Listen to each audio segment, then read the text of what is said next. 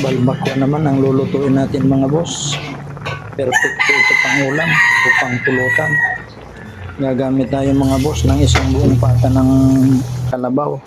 Mas masarap sana dito mga boss kung may kasamang balat. Kaya lang wala na tayong inabutan kaya okay na rin to. Sunugin lang natin ng suplite para matanggal yung mga tira-tirang balahibo. Saka naman natin linisin. Kiskisin lang natin yan ng maayos para siguradong malinis.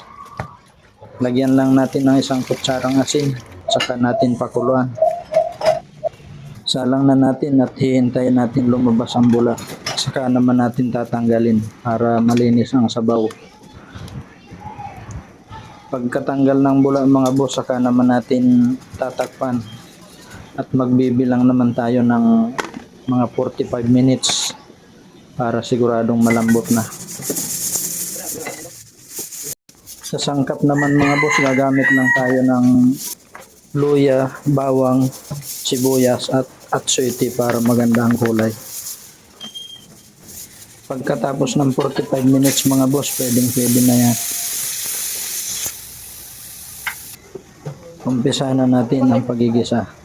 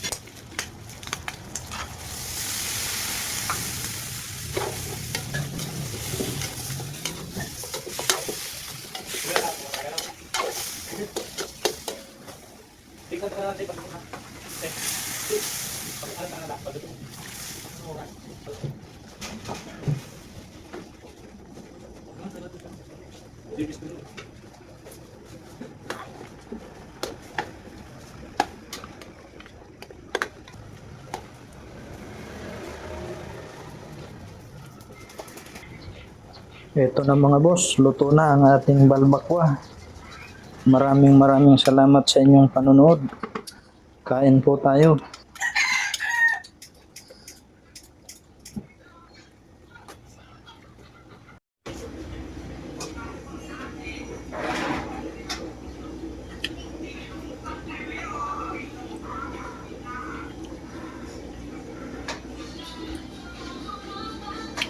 Litid.